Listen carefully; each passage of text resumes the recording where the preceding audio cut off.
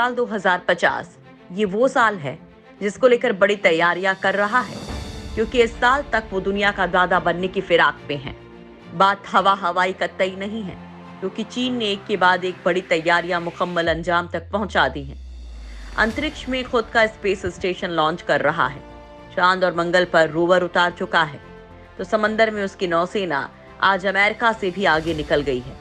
बस कुछ ही तैयारियां बाकी हैं, जिसके बाद वो अमेरिका को दुनिया के किसी भी कोने में रौंदने की कुव्वत हासिल कर लेगा, क्योंकि नौसेना को मिसाइलों, ड्रोन्स और खतरनाक युद्धपोतों के साथ ही एयरक्राफ्ट कैरियर्स लैस करना बेहद जरूरी होता है। लेकिन चीन इस मामले में अमेरिका से बहुत पीछे है, लिहाजा अब वो अमेरिका से भी ताकतवर और बेहद एडवांस एयरक्राफ्ट बना रहा है। वो भी तब जब उसका एक तरफ भारत और दूसरी तरफ दक्षिण चीन सागर में 7 देशों के साथ तगड़ा तनाव चल रहा है। मीडिया में लीक हुई इस कैरियर की नजदीक से ली गई तस्वीरों से पता चल रहा है कि चीन का ये नया जंगी जहाज जल्द ही बनकर तैयार हो जाएगा।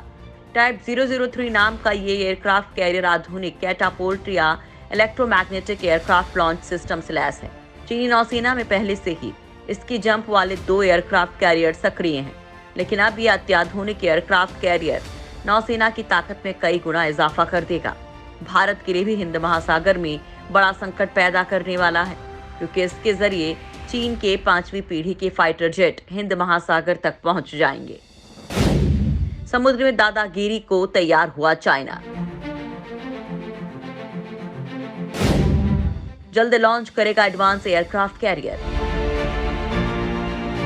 साउथ चाइना मॉर्निंग पोस्ट की रिपोर्ट के अनुसार टाइप 003 श्रेणी के इस विमान वाहक पोत को बनाने का काम 2018 के अंत में शुरू किया गया था, लेकिन तकनीकी कारणों से इसे पिछले साल रोक दिया गया था।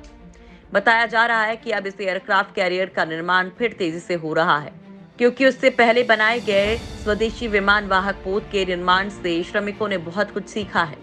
इसे शंघाई के बाहर जियांगन शिपयार्ड में बनाया जा रहा है। कुछ दिनों पहले चीन के एक टिकटॉक यूजर ने इस एयरक्राफ्ट कैरियर की एक क्लोजअप फोटो पोस्ट की थी। इसे जियांगन शिपयार्ड के ड्राई डॉक में शूट किया गया था। इस फोटो के वायरल होते ही इसे हटा दिया गया। इस तस्वीर में एयरक्राफ्ट कैरियर के स्टारबोर्ड साइड में 2 एलिवेटर और पोर्ट साइड में 2 एलिवेटर दिखाई दे रहे हैं। इन एलिवेटर्स की सहायता से ही विमानों को फ्लाइट डेक से हैंगर तक ले जाया जा सकता है।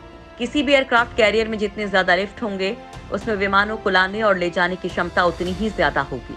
फिलहाल अमेरिकी नौसेना के निमित्ज क्लास के एयरक्राफ्ट कैरियर्स में 4 लिफ्ट हैं। वहीं अत्याधुनिक फोर्ड क्लास में इनकी संख्या 3 है। चीन के पिछले दोनों एयरक्राफ्ट कैरियर्स में भी प्रत्येक में 2-2 लिफ्ट लगी हुई हैं। पिछले जुलाई में सैटेलाइट तस्वीरों से पता चला था कि ये विमान अभी ड्राई डॉक में ही है, लेकिन ताज़ा तस्वीरों में इस विमान का अधिकांश हिस्सा तैयार नजर आ रहा है। कुछ दिन पहले आई ग्लोबल टाइम्स की रिपोर्ट में कहा गया था कि इसे 2021 के आखिर तक लॉन्च भी किया जा सकता है। इलेक्ट्रोमैग्नेटिक एयरक्राफ्ट लॉन्च सिस्टम से लैस। चीन के टाइप 001 और टाइप 002 श्रेणी के एयरक्राफ्ट कैरियर्स में इसकी जंप रैंप मौजूद है। इसी से विमान टेक ऑफ किया करते हैं। लेकिन टाइप 003 क्लास के नए एयरक्राफ्ट कैरियर में दुनिया के सबसे advance electromagnetic aircraft launch system लगा है। ये सिस्टम यूएस नेवी के नई पीढ़ी की USS Gerald R Ford class के एयरक्राफ्ट कैरियर में लगी तकनीक के जैसी है। इलेक्ट्रोमैग्नेटिक एयरक्राफ्ट लॉन्च सिस्टम किसी भी एयरक्राफ्ट कैरियर का सबसे ताकतवर प्रणाली होती है। इसी की मदद से भारी भरकम जहाजों को छोटे से रनवे से टेक ऑफ के दौरान हवा में प्रक्षेपित किया जाता है। अगर किसी एयरक्राफ्ट कैरियर में इसकी जगह इसकी जंप रैंप है, तो उस पर भारी फाइटर जेट की तैनाती नहीं की जा सकती है। भारत के पास मौजूद INS विक्रमादित्य एयरक्राफ्ट कैरियर में भी इसकी जंप रैंप ही है। इस कारण इस पर किसी भारी फाइटर जेट को तैनात नहीं किया जा सकता है। इस युद्धपोत से अभी रूस में बने MiG-29 के एयरक्राफ्ट को संचालित किया जाता है। वहीं कुछ महीनों पहले इस एयरक्राफ्ट कैरियर से स्वदेशी LCA नेवी की लैंडिंग और टेक ऑफ की प्रैक्टिस भी की गई थी।